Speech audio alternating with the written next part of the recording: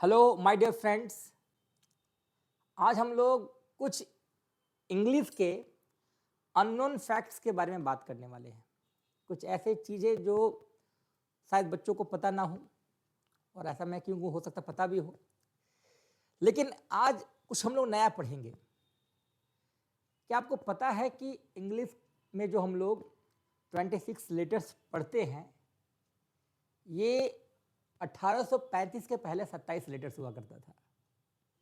आपको ये जानकर बिल्कुल आश्चर्य होगा कि मैं एकदम 100% सत्य बोल रहा हूँ। आप इसको गूगल पे सर्च भी कर सकते हो।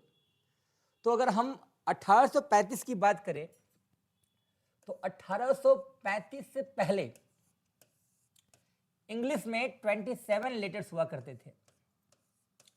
27 लेटर्स होते थे। अब आप बोलोगे सर कैसे? तो आप इस 27th लेटर से भली भांति परिचित हैं। अब बोलो सर कैसे? तो चलो हम लोग बात करते हैं इस शब्द की।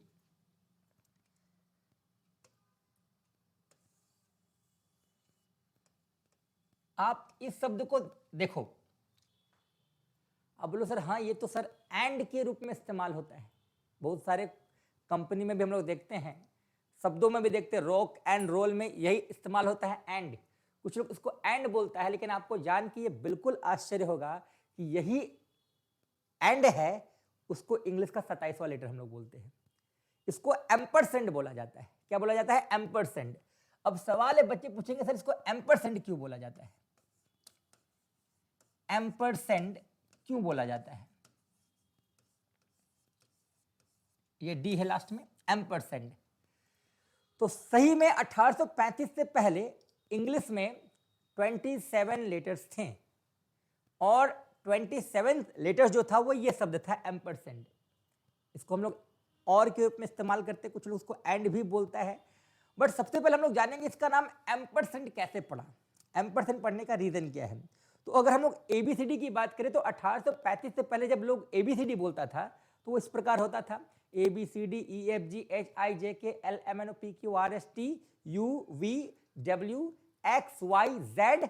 और जब एक्स वाई जेड होता था, एक्स वाई जेड, उसके बाद लोग बोलता था एंड, पर से इस शब्द को लिखता था लोग। थोड़ा मेरा खराब बंदा पिक्चर, आप लोग समझ लेना, इसको एडजस्ट कर लेना।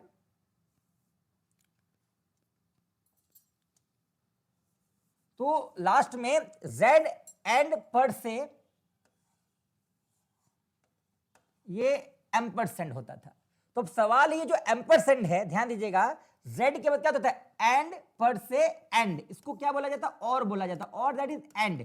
तो चूंकि एंड पर से एंड, चूंकि साउंड समझना, एंड पर से एंड, तो लोग इसको क्या बोलने लगा? एम्परसेंड। और एम्परसेंड का मीनिंग जो होता है वो और होता है, ये तो सबको पता होगा।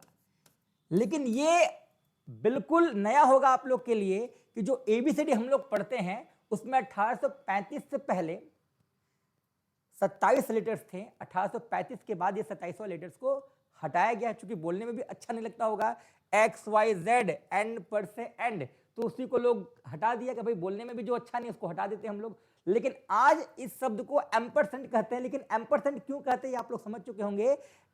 जेड के बाद एंड पर से, चूंकि ये पर से का मतलब ये एक एडवर्ब है ना, उससे हटके, तो एंड पर से एंड को लोग क्या कर दिया? एक साथ जोड़ के बना दिया एम्परसेंड। तो ये सच्चाई है कि इंग्लिश में 27 लेटर हुआ करते थे। अगर हम लोग और एंशिएंट इंग्लिश में चले जाएं तो 29 जो था प्राचीन लेटर्स था, उसमें 23 जो है वो पुराने इंग्लिश से लिया गया है। बाद में 16वीं शताब्दी में जे और यू को जोड़ा गया, और डब्ल्यू का एक स्वतंत्र अस्तित्व है। तो 23 पहले के लेटर्स, बाद में क्या जोड़ा गया? जे, यू और डब्ल्यू, और तब जाके इंग्लिश में 26 लेटर्स हुए, जो 1835 के बाद हम लोग पढ़ते हैं। तो ये इंग्लिश का इतिहास है, नया चीज है, बच्चों को सीखना भी होगा। कि अगर कोई पूछेगा कि क्या एबीसीडी में 27वां लेटर्स आपको पता है तो आपको बोलना है कि यस हमको 27वां लेटर्स पता है, लेकिन आज उसको हम लोग 27वां लेटर्स में काउंट नहीं करते हैं। 1835 से पहले वो ABCD का यानी अल्फाबेट का 27वां लेटर था, उसको एम्परसेंड बोलते हैं। और एम्परसेंड ही क्यों बोलते हैं? क्योंकि जेड के बाद एंड आता था, फिर पर से, और उसके बाद इसको एंड ही का भाव दिया जाता है। एम्परसेंड यानी और का भाव है, और का मतलब एंड होता है, इसलिए इसका नाम हो गया एंड, पर से एंड यानी एम्परसेंड। तो ये बहुत ही नया नॉलेज होगा आप लोग के लिए, उम्मीद है। और आज के बाद अगर आपसे कोई ये टॉपिक पे बात करता है तो आप उनको समझाओगे हाँ ABCD में 27 लेटर्स हुआ करते थे, लेकिन आज नहीं, 1835 से पहले। और आज भी हम लोग उसका इस्तेमाल करते हैं। बहुत सारे कॉमर्शियल कंपनीज में हम लोग देखते हैं जब वो लोग लिखते हैं तो एंड के लिए, है ना, ये एम्परसेंड का साइन यूज करते हैं। तो एम्परसेंड इंग्लिश अल्फाबेट का 27वां लेटर्स था, लेकिन 1835 से पहले। और इसका एम्परसेंड नाम क्यों पड़ा ये मैंने अभी बताया। उम्मीद है ये वीडियो आपको समझ में आया होगा। बहुत बहुत धन्यवाद।